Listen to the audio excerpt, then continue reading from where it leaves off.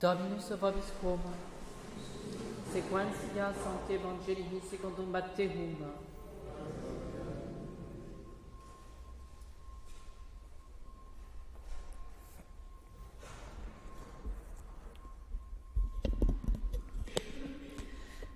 En ce temps-là, Jésus dit à ses disciples, « Vous êtes le sel de la terre. Si le sel devient fade, avec quoi va-t-on le saler ? Il n'est plus bon à rien, sinon être jeté dehors et piétiné par les hommes. Vous êtes la lumière du monde. Une ville ne peut être cachée quand elle est située sur une montagne.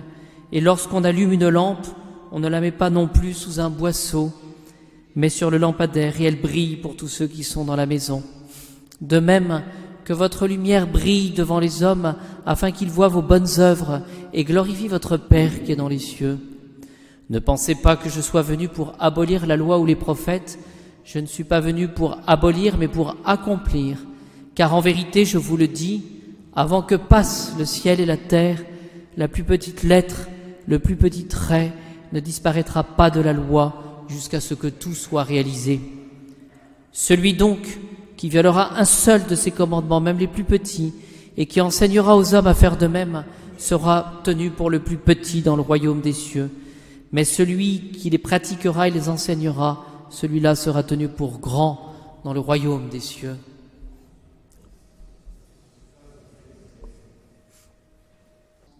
Cet évangile que nous connaissons bien, cet évangile chapitre 5, versets 13 à 19, où il est question du sel, il est question de la lumière, du lampadaire. Cela rappelle la cérémonie du baptême. Vous savez que le prêtre va déposer quelques grains de sel sur les lèvres, sur la langue de l'enfant. Et il va prononcer ces paroles, « Reçois le sel de la sagesse, qu'il te soit favorable pour la vie éternelle. » Voilà, donc, dans cette action qui est faite par le prêtre de mettre du sel sur la langue, eh bien, il est précisé que ce sel donne la sagesse, sel de la sagesse, pour la vie éternelle. C'est-à-dire que finalement, cette action nous ordonne, nous met devant cette réalité finalement de notre finalité, le ciel. Cela fait penser au dialogue qu'il y a entre l'enfant, représenté par son parrain et sa marraine, entre l'enfant et le prêtre. Que demandez-vous à l'Église de Dieu ? Réponse, la foi. Et que vous procure la foi ? La vie éternelle. Ouais. Donc, on voit la finalité. Ensuite, le prêtre, après avoir demandé que le sel soit favorable pour la vie éternelle, il demande la paix. La paix soit avec toi. Et l'oraison suivante, jetez un regard favorable sur votre serviteur, afin qu'il ne souffre pas de la faim et qu'il soit comblé de la nourriture céleste. C'est-à-dire qu'on va demander que cette vie éternelle soit entretenue, et cela passera par la ferveur d'esprit et ensuite par l'espérance. Ferveur d'esprit et l'espérance. La ferveur d'esprit, on pourrait dire que c'est cette vigilance, cette attention par rapport à la vie éternelle, et puis l'espérance qui fait compter sur la grâce. C'est ainsi qu'on deviendra un fidèle serviteur.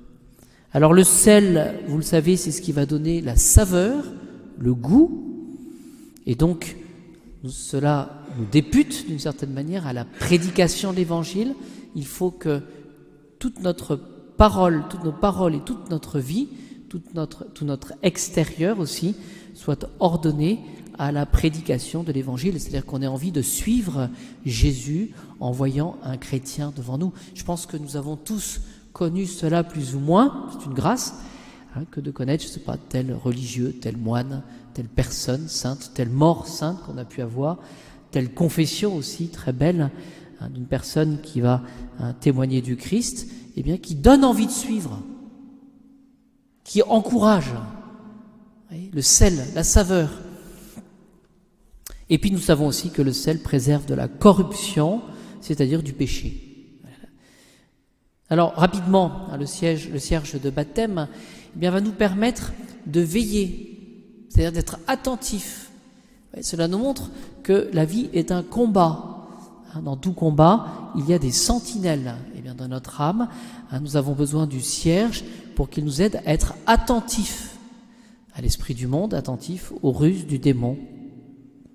Voilà. Et puis, bien évidemment, j'allais l'oublier, c'est l'essentiel, d'être attentif à l'arrivée de l'époux, c'est-à-dire à la venue du Christ qui se manifeste. Et donc, il s'agit par le cierge du baptême, qui est remis aussi, pareil, à l'enfant, à travers la main du parrain et de la marraine, eh bien, d'entretenir la lumière de la foi. Vous voyez, ce cierge, cette lumière, c'est la foi, c'est ce qui va éclairer. Ce qui éclaire notre intelligence, c'est la foi et la charité aussi. Alors, ce que le catéchisme précise tout de suite, c'est que la charité se prouve par les œuvres. Vous voyez, je dirais que tout le monde est capable de dire « Seigneur, je vous aime ». Ça, c'est facile. Voilà. Mais c'est plus difficile d'exercer les œuvres de charité, c'est-à-dire d'aimer son prochain et d'aimer le bon Dieu en aimant son prochain. Vous voyez. Donc pourquoi ? Parce que cela n'est pas possible, dit le catéchisme, sans s'arracher à soi. Vous voyez, on ne peut pas pratiquer, être dans la lumière de la charité sans renoncement. Vous voyez, parce qu'on a toujours en nous ce combat de l'égoïsme, c'est-à-dire sans se sacrifier. Je cite saint Paul pour conclure, dans sa lettre aux Éphésiens, chapitre 5, verset 8. « Autrefois, vous étiez ténèbres, mais à présent, vous êtes lumière dans le Seigneur. » Et donc, nous aurons à témoigner justement de cette lumière.